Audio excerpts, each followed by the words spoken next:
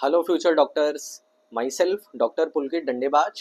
और हमने अभी ह्यूमन फिजियोलॉजी के 3 चैप्टर्स कंप्लीट किए हैं और आज नेक्स्ट चैप्टर करते हैं जो एक छोटा सा चैप्टर है, लोकोमोशन एंड मूवमेंट। आपके जो 2 या 3 क्वेश्चन आएंगे, देखिए स्क्रीन पे जो 1 पेजर है इससे आपके सॉल्व हो जाएंगे। चलिए स्टार्ट करते हैं।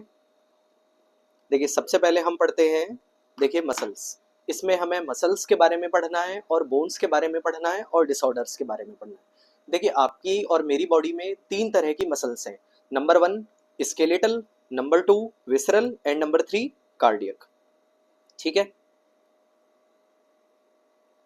देखिए स्केलेटल मसल, आपको पता होगा कि आपकी और मेरी बॉडी में 206 बोन्स हैं। यस, जो ये पूरा स्केलेटन है, इससे जो मसल्स अटैच होती हैं उनको हम बोलते हैं स्केलेटल मसल। जैसे आपने जिम वीडियोस में देखा होगा, बाइसेप्स, ट्राइसेप्स, ये सारी आपकी स्केलेटल मसल है। जब स्केलेटल मसल को हम इलेक्ट्रॉन माइक्रोस्कोप में स्टडी करते हैं तो स्केलेटल मसल में हमें वाइट और डार्क स्ट्रिप्स दिखाई देती है, इसलिए स्केलेटल मसल्स को हम स्ट्रिएटेड मसल कहते हैं। पहला पॉइंट, स्केलेटल मसल वॉलेंट्री होती हैं या इनवॉलेंट्री, आप बताइए। आप मूव कर सकते हैं अपने बाइसेप्स को, ट्राइसेप्स को, वॉलेंट्री होती हैं। नंबर 2 है मसल्स, देखिए 1 पेजर में विसरल मसल्स। देखिए जैसे हमारा डाइजेस्टिव ट्रैक है, ये विसरा है। जो विसरा है, स्टमक है, इंटेस्टाइन है, ये विसराज है। तो डाइजेस्टिव ट्रैक में फूड की मोटिलिटी के लिए मसल्स मिलती हैं, वो सारी मसल्स हैं विसरल मसल। इनमें कोई स्ट्रिएशन नहीं मिलता, इसलिए इनको बोलते हैं नॉन स्ट्रिएटेड या स्मूथ मसल। इनकी मूवमेंट, अपने डाइजेस्टिव ट्रैक की मूवमेंट को हम लोग रेगुलेट नहीं कर सकते, तो ये इनवॉलेंट्री होती है। अगला पॉइंट, कार्डियक मसल्स, ये भी स्ट्रिएटेड होती हैं और इनवॉलेंट्री होती हैं। इनवॉलेंट्री होती हैं, ये तो आप समझ ही सकते हैं। चलिए स्केलेटल मसल को और डीप में पढ़ते हैं। देखिए मैंने अपनी बॉडी से बाइसेप्स निकाली और उसको कट किया, तो ये कट सेक्शन है एक मसल का। तो देखिए मसल्स में बहुत सारे आपको क्या मिलेंगे, फेसिकल या मसल बंडल।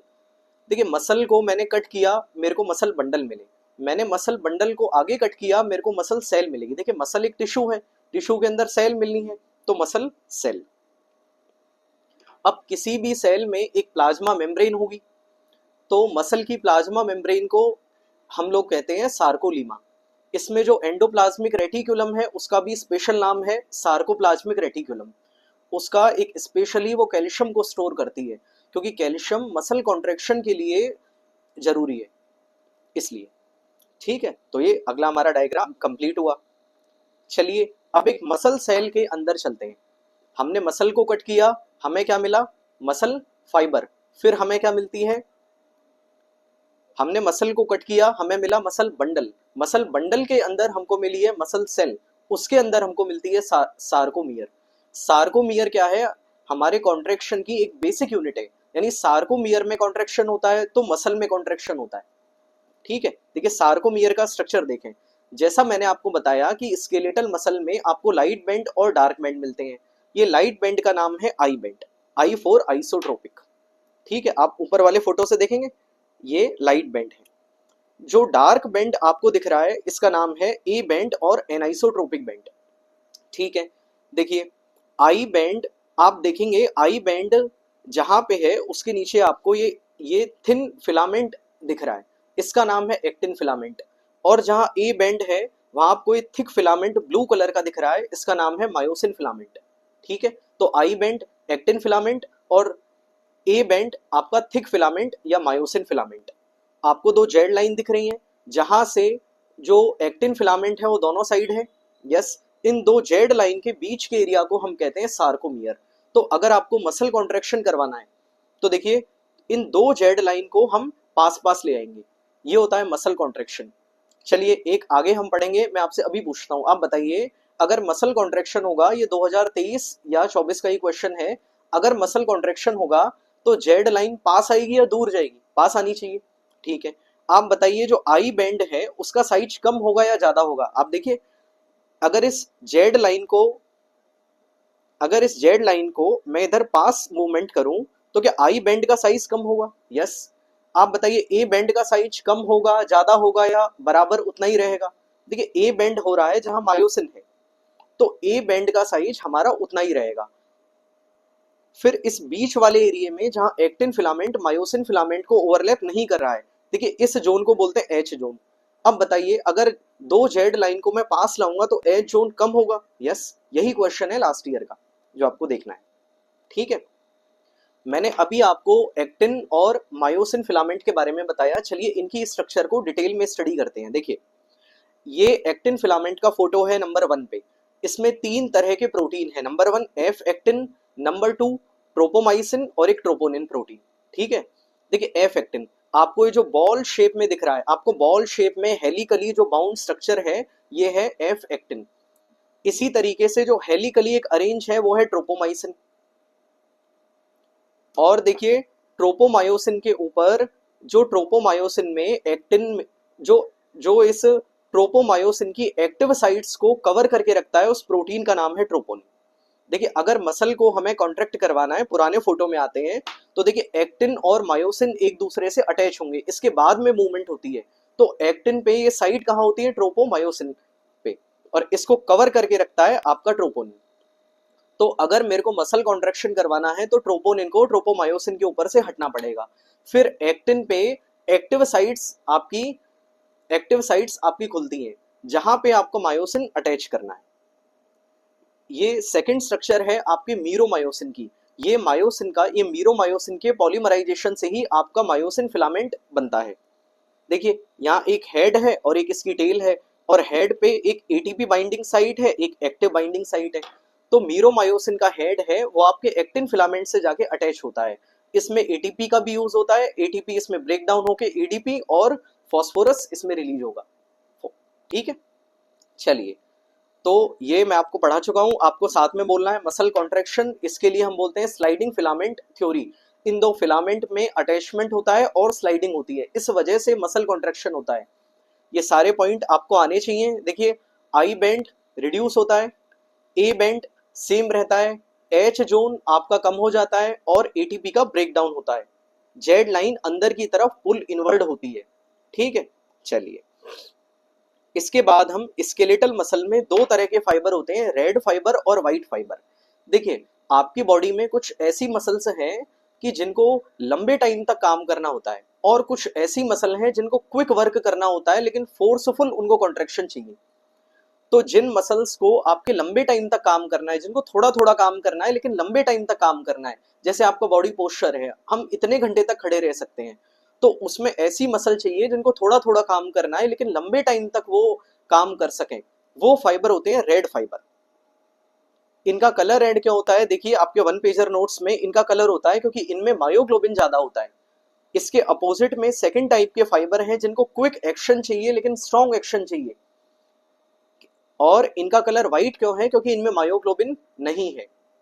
इसके बाद नंबर 2 पॉइंट है माइटोकॉन्ड्रिया का। देखिए रेड फाइबर में माइटोकॉन्ड्रिया का नंबर बहुत ज्यादा होता है व्हाइट फाइबर से। क्यों? क्योंकि माइटोकॉन्ड्रिया एरोबिक रेस्पिरेशन के लिए रिस्पॉन्सिबल है, और रेड फाइबर में एरोबिक रेस्पिरेशन होता है, व्हाइट फाइबर में एनारोबिक रेस्पिरेशन होता है। इसलिए इसमें रेड फाइबर में आपका माइटोकॉन्ड्रिया का नंबर बहुत ज्यादा है। सार्कोप्लाज्मिक रेटिक्यूलम, देखिए जैसा मैंने अभी आपको बताया कि रेड फाइबर को कॉन्ट्रैक्शन स्ट्रॉन्ग नहीं चाहिए, उनको एक लंबे टाइम तक कॉन्ट्रैक्शन चाहिए, लेकिन व्हाइट फाइबर को बहुत स्ट्रॉन्ग कॉन्ट्रैक्शन चाहिए। कॉन्ट्रैक्शन के लिए कौन रिस्पॉन्सिबल है? Calcium ion. और कैल्शियम आयन आपकी मसल में कहाँ स्टोर होता है? सार्कोप्लाज्मिक रेटिक्यूलम में। इसलिए व्हाइट फाइबर में सार्कोप्लाज्मिक रेटिक्यूलम का नंबर आपका बहुत ज्यादा है। ठीक है, अब आप पूछेंगे कि आपकी बॉडी में रेड फाइबर और व्हाइट फाइबर कहाँ मिलते हैं? देखिए आपकी स्केलेटल मसल में एक डिफरेंट प्रोपोर्शन होता है रेड फाइबर का और व्हाइट फाइबर का। जैसे जो मसल आपकी पोस्चर को कंट्रोल करती है उनमें आपको रेड फाइबर्स ज्यादा मिलते हैं व्हाइट फाइबर के कंपैरिजन में। जिन मसल्स को स्ट्रॉन्ग कॉन्ट्रैक्शन करना होता है जैसे बाइसेप्स और ट्राइसेप्स, यहाँ पे आपको व्हाइट फाइबर्स ज्यादा मिलते हैं। ठीक है, चलिए अगले टॉपिक पे पढ़ते हैं। हमने मसल कंप्लीट किया, अगला टॉपिक है स्केलेटन। देखिए स्केलेटल सिस्टम आपको बेसिक पता है कि हमारी बॉडी में 206 बोन्स हैं। सबसे पहले हम देखते हैं, देखिए वर्टिब्रा के बारे में। आप जानते ही होंगे कि 7 सर्वाइकल वर्टिब्रा हैं, देखिए यहाँ नेक के पीछे। फिर हमारी 12 थोरेसिक हैं, 5 लंबर, 1 सैक्रम और 1 कॉक्सिक्स। ठीक है, नंबर 2 पे रिब्स। कितनी रिब्स होती हैं? ह्यूमन बॉडी में 12 रिब्स होती हैं। देखिए ये आपका रिब केज है, यहाँ पे 7 रिब्स आप देख सकते हैं। देखिए 7 के बाद में इनको बोलते हैं ट्रू रिब्स। नीचे की 3 रिब्स हैं, 8, 9 और 10, ये 7 रिब्स हैं आपकी स्टर्नम से, बीच में जो बोन है ये स्टर्नम यहाँ से अटैच होती है। लेकिन 8वीं 9वीं और 10वीं रिब्स आपकी 7वीं रिब्स से अटैच होती हैं, इनको बोलते हैं फॉल्स रिब्स। और 11वीं और 12वीं रिब्स आपकी फ्लोटिंग रिब्स है, ये अटैच नहीं होती हैं एंटीरियरली। पोस्टीरियरली तो वर्टिब्रल कॉलम से अटैच होती हैं, एंटीरियरली नहीं होती हैं, इनको बोलते हैं फ्लोटिंग रिब्स। देखिए इनका वर्क क्या है, राइट साइड में जो फ्लोटिंग रिब्स हैं आपके लिवर को प्रोटेक्ट करती हैं। मैंने आपको बताया था राइट साइड में लिवर और लेफ्ट साइड में स्प्लीन होता है, ठीक है। लिम्स, लिम्स में कितनी आपकी बोन्स होती हैं, 30 बोन्स होती हैं। चलिए गिनना शुरू करें। एक ह्यूमरस, रेडियस अल्ना, कितने कार्पल्स, कितने मेटाकार्पल्स, 14 फेलेंजिस। बताइए गिनिए कुल मिला के। आप देखेंगे 30 बोन है। आपके लेग्स में आप देखेंगे कि यहाँ पे टार्सल का नंबर कार्पल के नंबर से एक कम है, लेकिन यहाँ एक बोन एक्स्ट्रा है, वो है पटेला, ठीक है। देखिए 1, 2, 3 आपके 8 कार्पल, 5 मेटाकार्पल और 14 फेलेंजिस, ये कुल मिला के 30। लेग्स में आप देखेंगे एक फीमर, एक टिबिया, एक फिब्यूला, आपके 7 टार्सल, 5 मेटाटार्सल और 14 फेलेंजिस, लेकिन एक पटेला। वहां टार्सल का नंबर कम है, वहां पटेला है, तो इसलिए लिम्स में 30 मसल। फिर आप देखेंगे, देखिए पेक्टोरल गर्डल और पेल्विक गर्डल। देखिए ये वाला आप जॉइंट देख रहे हैं, आप जो पीछे जो आपकी बैक में जो बोन आपको दिखती है यह है स्केप्यूला, और हाथ में होती है आपकी ह्यूमरस। तो आप समझ सकते हैं ये जो पेक्टोरल गर्डल बनती है ये स्केप्यूला और यहाँ पे क्लेविकल और ह्यूमरस यहाँ से बनती है। इसी तरह आप देखेंगे आपकी पेल्विक बोन, जिसपे हम लोग सिट डाउन करते हैं, उसको बोलते हैं पेल्विक बोन। वो 3 बोन के फ्यूजन से बनती है, इलियम, इशियम और प्यूबिस, ठीक है। फिर ये जो पेल्विक बोन है आप देखेंगे, जो आपका ये हिप जॉइंट बनता है, ये पेल्विक बोन और नीचे फीमर के जुड़ने से, फीमर के आर्टिकुलेशन से बनता है, इसको बोलते हैं हिप जॉइंट, ठीक है। चलिए अगला टॉपिक हम जॉइंट ही पढ़ लेते हैं। देखिए आपकी बॉडी में और मेरी बॉडी में हम जॉइंट्स को कैसे क्लासिफाई करते हैं। देखिए जिन जॉइंट्स में हमको मूवमेंट नहीं चाहिए वो होते हैं फाइब्रस जॉइंट, जैसे कि क्रेनियम। आपकी क्रेनियम की बोन्स को मूवमेंट चाहिए नहीं, इनको तो आपकी क्रेनियम, इनको तो आपके जो क्रेनियम है, आपका जो ब्रेन है, उसको प्रोटेक्ट करना है, तो यहाँ मिलता है हमें फाइब्रस जॉइंट। जिन बोन्स के बीच में आपको लिमिटेड मूवमेंट चाहिए, बहुत ज्यादा मूवमेंट नहीं चाहिए, जैसे वर्टिब्रल कॉलम, वहां आपको मिलता है कार्टिलेजनस जॉइंट, ठीक है। नंबर थ्री है साइनोवियल जॉइंट। जहां जहां हमें कंसिडरेबल मूवमेंट चाहिए वहां हमें मिलता है साइनोवियल जॉइंट। यहाँ पे जॉइंट्स के बीच में फ्लूइड होता है, क्योंकि बहुत सारी मूवमेंट होनी है, तो फ्रिक्शन को कम करने के लिए साइनोवियल फ्लूइड होता है, इसका नाम है साइनोवियल जॉइंट्स। साइनोवियल जॉइंट्स में 5 तरह के जॉइंट्स के बारे में हम पढ़ेंगे। देखिए नंबर 1 है बॉल और सॉकेट जॉइंट। देखिए मैंने आपको शोल्डर जॉइंट के बारे में बताया, स्केप्यूला में होता है एक सॉकेट और ह्यूमरस में होती है एक बॉल, इनमें इनसे बनता है आपका शोल्डर जॉइंट। इसी तरह से जब आप हिप में देखेंगे, आपकी जो हिप बोन है उसमें होता है एक सॉकेट और आपकी फीमर में होती है बॉल, तो इसलिए इसको बोलते हैं हम ball and socket joint. Number 2 है हिंज जॉइंट। देखिए आपने कभी अपने घर का गेट देखा है, वो एक साइड में मूव करता है और उसमें हिंज लगे होते हैं साइड में। इसी तरह आपका जो नी है वो केवल एक प्लेन में मूव करता है, इसलिए आपका जो नी जॉइंट है उसका नाम है हिंज जॉइंट। नंबर 3 है पाइवोट जॉइंट। देखिए एटलस आपकी फर्स्ट सर्वाइकल वर्टिब्रा है, मैंने आपको बताया 7 सर्वाइकल वर्टिब्रा होती हैं, फर्स्ट का नाम है एटलस, सेकंड का नाम है एक्सिस, ठीक है। अब ये पाइवोट मूवमेंट क्या है, देखिए मैं अपने हेड को इस तरह से मूवमेंट कर रहा हूं, तो ये एटलस और एक्सिस के बीच में जो पाइवोट जॉइंट है उसकी वजह से मूवमेंट हो रही है। नंबर 4 है ग्लाइडिंग जॉइंट, कार्पल्स में मिलता है। देखिए आपकी कार्पल्स में प्लेन सरफेस होती है, तो वहां आपको ग्लाइडिंग मिलती है, इसलिए इस जॉइंट का नाम है ग्लाइडिंग जॉइंट। नंबर 5 पे है सैडल जॉइंट, वो कार्पल्स और मेटाकार्पल्स के बीच में आपको मिलता है। देखिए आपने कभी घुड़सवारी अगर देखी होगी, तो घोड़े के ऊपर जो लेदर का बैग होता है जिसपे आपका घुड़सवार बैठा होता है, उसको हम बोलते हैं सैडल। तो इसी तरीके से जब आप कार्पल्स को देखेंगे तो carpals is like a saddle, और मेटाकार्पल उसमें मूव करती है, ऐसा लगता है कि मेटाकार्पल घुड़सवार है और आपकी जो कार्पल है वो सैडल है, इसलिए जॉइंट का नाम है सैडल जॉइंट, ठीक है। चलिए जॉइंट कंप्लीट हुए। हम लास्ट टॉपिक और बहुत इंपॉर्टेंट, यहां से क्वेश्चन आने के सबसे ज्यादा चांस है, वो है डिसऑर्डर। देखिए नंबर 1 है माइस्थेनिया ग्रेविस। देखिए आपकी मसल्स में आपकी मूवमेंट कैसे होती है। सबसे पहले तो मसल में कोई जो न्यूरॉन के थ्रू आपका नर्व सप्लाई होती है, उस न्यूरॉन के थ्रू आपकी फिर मसल में कॉन्ट्रैक्शन होता है, ठीक है। अब जो न्यूरॉन और मसल के बीच में जो जंक्शन है, न्यूरोमस्कुलर जंक्शन, वहां पे जो रिसेप्टर्स होते हैं उनके अगेंस्ट में एंटीबॉडी बनती है माइस्थेनिया ग्रेविस में। Number 1 myasthenia gravis, it is auto immune disorder. ठीक है, आपके जो न्यूरॉन से रिलीज होता है एसिटाइल कोलिन, ये एसिटाइल कोलिन उस जो न्यूरोमस्कुलर जंक्शन के एसिटाइल कोलिन रिसेप्टर पे वर्क करता है। इसके बाद में आपकी जो मसल है उसमें कॉन्ट्रैक्शन पॉसिबल है। अगर इन एसिटाइल कोलिन रिसेप्टर के अगेंस्ट में एंटीबॉडी बनती है आपके माइस्थेनिया ग्रेविस में, तो इससे क्या होगा, स्केलेटल मसल आपकी वीक हो जाएंगी, उनमें पैरालिसिस होगा। ठीक है, नंबर 2 है मस्कुलर डिस्ट्रॉफी। देखिए इसमें क्या होता है, ये एक जेनेटिक डिसऑर्डर है, इसमें बहुत सारे आपकी डिजीज आपकी शामिल हैं, जैसे एक डुकने मस्कुलर डिस्ट्रॉफी, इसमें बहुत सारी मस्कुलर डिस्ट्रॉफी को हम शामिल करते हैं।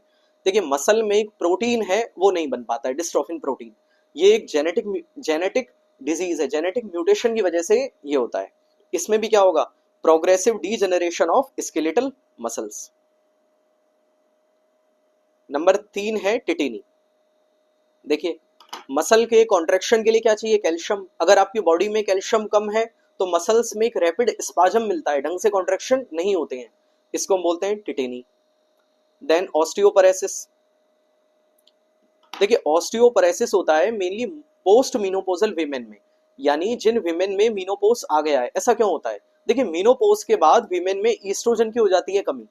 ईस्ट्रोजन क्या करता है, आपकी जो बोन्स हैं उनमें कैल्शियम को, अगर मैं सिंपल लैंग्वेज में बोलूं तो उनमें कैल्शियम को भरवाने का काम करता है। तो जब मीनोपोज के बाद क्या होगा, ईस्ट्रोजन हो जाएगा कम और आपकी जो बोन्स हैं उनमें कैल्शियम हो जाएगा कम, तो फीमेल्स की बोन्स हो जाती हैं वीक और उनमें फ्रैक्चर होने के चांस ज्यादा रहते हैं। आपने देखा होगा कि पोस्ट मीनोपोज में बहुत सारी वीमेंस को अपनी बोन्स की, जॉइंट्स की, इनकी कंप्लेंट्स होने लगती है, तो वो ऑस्टियोपरेसिस की वजह से हो सकती है। Last is gout. देखिए गाउट क्या होता है, हमारी बॉडी में यूरिक एसिड बनता है, इसमें यूरिक एसिड है वो जॉइंट्स में जमा होने लग जाता है। ठीक है, इस कंडीशन को बोलते हैं गाउट। इसकी वजह से आर्थराइटिस, आपके जॉइंट्स में इन्फ्लेमेशन हो सकती है। तो देखिए हमारा locomotion and movement chapter complete होता है। अब अगले लेक्चर में हम 5th चैप्टर पढ़ते हैं जिसका नाम है नर्वस सिस्टम। चलिए पढ़ते रहिए, गुड लक।